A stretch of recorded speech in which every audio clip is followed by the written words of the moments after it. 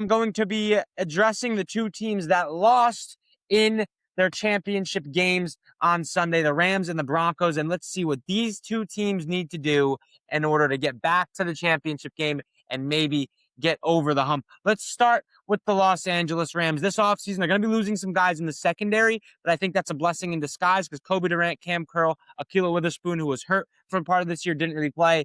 The biggest weakness on the Los Angeles Rams is the secondary. And then when you look at the available free agents this season in the cornerback market, because that's really where the weakness is for this Rams team.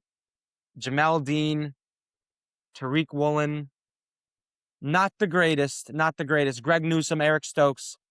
You could use, like, one of those guys helps. It's an upgrade, especially Jamel Dean. Not the greatest CB room. I'm looking at a team like LA that needs cornerback help. And then I'm looking at a team like Cleveland that is so far away from contending, especially with their joke of an offense. I mean, they do have a Pro Bowl quarterback, so I digress. But still, why not, if you're LA, send a first and whatever other minor compensation it takes, bring in Denzel Ward, sign Jamel Dean, maybe even bring in Joey Bosa or something, just get another edge rusher in here. The offense is already locked in. They're losing Tutu Atwell. So if they really want to get greedy, they can get like a Rashid Shaheed. They have the 8th most cap space in the NFL heading into the offseason. They are in a good position, the Rams are, to attack free agency, get some good pieces. They have 2 first-round picks. They can move them, get a Denzel Ward, sign a Jamel Dean. I think this team's Super Bowl bound. I think they're the second best team in the NFL this season behind Seattle. We saw the Super Bowl get played on Sunday. So, and it was the NFC Championship game. So I think that's a good idea here for LA. They have the first round pick. The Falcons' first round pick. Sign a Greg Newsome and Eric Stokes because Emmanuel Forbes isn't going to get it done. You saw flashes from Darius Williams. That's not really going to get it done. Maybe even buy low on Tariq Woolen on his upside with the talent, with the athletic ability. Seattle might want to retain him. He's a good player. Go and trade for Denzel Ward if you're the Los Angeles Rams. You have the Falcons' first-round pick. You're losing some guys in the secondary. The biggest weakness of this team was their corners. Emmanuel Forbes was getting cooked. Cam Curl, Kobe Durant was getting cooked. You're losing Akella Witherspoon. You're losing Cam Curl. Quentin Lake isn't going to get it done. Go trade for Denzel Ward. The Rams have the 8th most cap space in the NFL. They can send 2 firsts at the Browns for Denzel, and I think the Browns are hitting yes in a heartbeat. We know that Les Snead's not afraid to be aggressive in situations like this. It got him a Super Bowl. That trade for Jalen Ramsey transformed that defense, even though he was bad in the playoff run. Doesn't matter. Les Snead has been aggressive in situations like this. They have to capitalize on this window where they have Stafford and Devontae still under contract, still playing at a good level. The offensive line playing at a really high level. Top 5 in pressure rate, 7th in sacks this year with a young, ascending defensive line that you're not going to have to pay anybody this offseason. Take advantage, trade your first, go get a Denzel Ward, sign a Jamel Dean, sign an Eric Stokes, maybe even sign a Joey Bosa or an older pass rusher, beef up this defense, and I think the Rams are looking at another Super Bowl here next year. They're in a very good spot, LA is. And they also have the ability where they can take like a QB in the 2nd or 3rd round to sit behind Stafford, like a Trinidad or a Ty. The Rams are the best team in terms of like future, but they don't have their quarterback of the next 10 years. I think that's a fair assessment. But yeah, I'd go get Denzel Ward if I'm LA. And if they really want to get really greedy, if Cleveland's like, we're not sending you Denzel Ward, another contingency plan could be perhaps like a L'Jarius Sneed, who I think you could get at a very, very low price because Tennessee will be willing to part ways with the contract they gave L'Jarius Sneed, and he hasn't been the same player. Maybe you buy low on L'Jarius Sneed, take on that contract. It would still leave you some flexibility to add another edge rusher, even though they don't need one, but you can never have too many. Like Bob Saleh, when he was the coordinator, or when he was the head coach for the New York Jets, that defense was successful because it was constant fresh legs. They constantly rotated their edge rushers in. Why not just go sign Joey Bosa 1 year, $10 million? Right? If you have the cap space that the Rams have, they don't even need to do that. If they want to get really greedy, they can, maybe trade for L'Jarius Sneed or draft the Avion Terrell or draft the D'Angelo Pons or whoever I don't even know who the best corner prospects are. Those are just the 2 off the top of my head. And then just get really fucking greedy on the offensive side of the ball because the receivers in this class are very, very good. They are lacking at the tight end position. David Njoku's a free agent tight end. Like, there's a lot the Rams could do. They have a lot of assets and draft capital. They have free agency. They don't really have any key free agents that they're losing this year. The Rams are in a very, very good spot right now. The Rams are in a very good spot. I love their outlook going forward. Let me just make sure that I'm not mistaken anybody. Like, let me just double check to see who their free agents are. I just pick my nose on camera. That's not. Sometimes I forget I'm on YouTube here. So Havens, oh, they're losing their right tackle. So that's a pretty big loss. It's looking like Havenstein, Cam Curl, Roger McCreary, Tyler Higbee. So David Njoku could be a play here. Losing Havenstein or Havenstein, however you say, that's probably not ideal, but he is 33. Maybe you can get him back on a 1-year deal or something. But the Rams do have a good amount of cap space. They are a team to keep an eye out for. I expect them to be very busy in free agency and in the trade market trying to get a CB. Like Denzel Ward seems like a match made in heaven for this Rams team. If you can throw 2 firsts at the Browns, I think the Browns should accept that in a heartbeat. And then you could still have the flexibility to sign a Jamel Dean or a Greg Newsome, repair these two, Newsome and Ward, or an Eric Stokes or a Tariq. Like, there's so many. Like, if I'm Les Snead, I'm so happy right now because there's so many different avenues. Of course, everybody's going to want to come play in LA with the MVP, with the team that was 1 game away from the Super Bowl. So it's an easy sell to any of these free agents.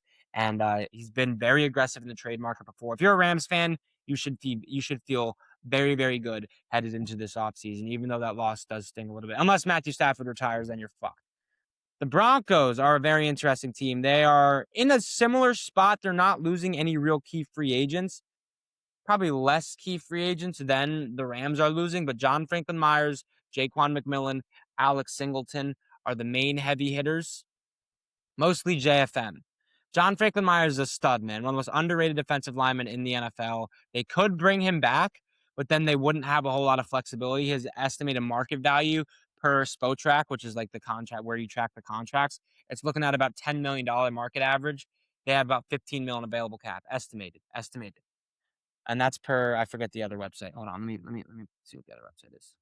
Bear with me here for a second. But either way, I'm thinking like there's a few different ways the Broncos can attack this offseason. You could just let JFM walk, and I think they need a weapon. I think they need a weapon or two. You can draft linebackers, or you can find cheap linebackers to replace Alex Singleton, and I don't think it's smart to give a guy like Singleton a lot of money when he's 32 years old at a very replaceable position that is an off-ball linebacker, especially when you have a Dre Greenlaw on your team, who is a ridiculously good counterpart to Singleton. You could get a guy like Aiden Fisher from Indiana and replace his production like that, in my opinion, in the draft. Here, where is it? The Broncos have 15 mil in effective cap space. And John Franklin Myers, this is according to Over the Cap, and John Franklin Myers was valued at about 10 million market average. You still have 5 million to work with, so you could bring back JFM, draft a linebacker, and then you could get like a Kendrick Bourne, a Christian Kirk, another separator for Bo Nix. I think that's a good play. Or you could just abandon JFM and go get a Romeo Dobbs. And I would like that a whole lot if you trust your ability to draft and replace JFM on the interior of that defensive line. But then you're losing 2 key pieces to this defense in Singleton and JFM in an offseason. You'd like to retain one of them. So I think if you could go either, if you're the Broncos, you could go Romeo Dobbs, get a consistent separator on the outside for Bo Nix, because that's really what they have been lacking. Like, they don't have a reliable guy that can separate consistently. It's a lot of scheme stuff. They have Cortland Sutton, who's a big body, and he can separate, but he's more of a catch radius. Put the ball in his general vicinity, he's going to come down with it. Do you trust Troy Franklin, Marvin Mims, or Pat Bryant to develop into a consistent separator? If you do, then you don't need a guy like Romeo Dobbs. I think he could be huge. I think he's one of the most underrated free agents right now in the wide receiver room, and it is a loaded wide receiver room. I would also, if you don't want to bring in Dobbs, you can go with a sneaky, low value, low risk, medium reward seasoned veteran, a guy like Kendrick Bourne for 5 mil, a guy like Christian Kirk for 5 mil that can separate at a league average or slightly above league average level and be a safety blanket for Bo on fourth. They also need, or on third downs, they also need a running back. Kenneth Gainwell, according to the average market value, I think he's the best value back out of these free agents. But there are some good names in free agency. K9, Javante, Brees, ETN, Dowdle, Gainwell, J.K. Dobbins. I think Tyler Algier, you can get that guy at an absolute bargain, probably like 3 years, 1 million. I'm not an agent. I don't know how it works, but his estimated market value annual was $1 million a year. I would take 3 years of Tyler Algier at $1 million to complement with RJ Harvey for the duration of their rookie contract all day. I mean, perfect yin and yang. RJ Harvey burst, one cut, good out of the backfield. Tyler Algier, I'm gonna come down and hit you fucking head on. Like, it'd be a discount Kamara and Ingram there with Harvey and Algier just to keep on the Sean Payton theme. I think that's a good way to attack this. If you're Denver, get Tyler Algier. You need another running back. I don't think Jaleel McLaughlin. And I mean, I don't know. They could bring JK back, but he just can't stay on the field, man. So, and I think RJ Harvey flashed. I know he flashed a lot down the stretch. Can he handle a whole workload? Probably not.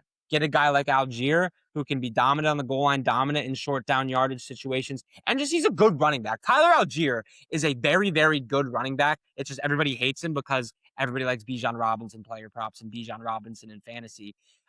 Get Algier if he hits the market. Like, a lot of these guys might not even hit the market. These are just who the free agents are going to be.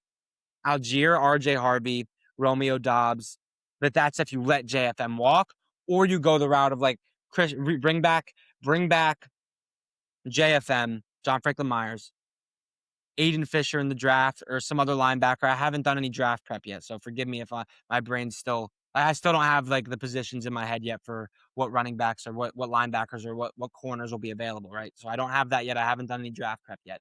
But Aiden Fisher is a guy that comes to mind a lot when I'm thinking about off-ball linebackers. I have to look at a whole list of them, and I have to go through the tape. Either way, Aiden Fisher, draft him to replace Alex Singleton. JFM, let Jaquan McMillan walk. Jahdae Barnes, you drafted him in the first round for a reason. It's his time to step into that nickel role. Your defense should be fine. And then offensively, go with the Christian Kirk, Tyler Algier, Kendrick Bourne, Tyler Algier. Or if you trust your wide receivers to develop, you don't need to spend a lot. Like, if you trust your ability to develop Bryant Mims, Troy Franklin to go along with Cortland Sutton, then you don't need to bring in a Christian Kirk or a Kendrick Bourne. But I think that would be very beneficial. And then if you don't do that, and you have more money to spend on a Kenneth Gainwell or maybe even an ETN or a Dowdle, or bring back J.K. Dobbins for a year if you don't spend money on a receiver. But I think the offensive line is fine. The secondary is fine. Jaquan McMillan's a good player. You drafted Jahdae Barron. You drafted him in the first round. Time for him to step up in that nickel role. I feel like I didn't hear his name a whole lot. I don't know what his snap share was, but if he's ready, put him in there. You drafted him first with the first overall pick for a reason, or you just bring Jaquan back. I don't know what Jaquan McMillan's price is going to be. I don't know what it's going to be. It had his average market value at like $1 million. That doesn't seem right to me. I feel like he's a very good nickel corner, and the nickel corner position just gets they get paid more and more as we progress. So that's what I think. Those two teams that just lost in Championship Sunday, just playing GM a little bit there. That's what I think they could do. That's how I think they could attack the offseason. Yeah, I mean, I totally went off script there with my notes, but I don't want to make sure. I'm pretty sure I covered everything I want to talk about. Yeah, so hit the subscribe button on YouTube. Like the video, leave a comment on what you think the Seahawks, or not the Seahawks, the Rams or the Broncos should do. Make sure you subscribe, leave a like button.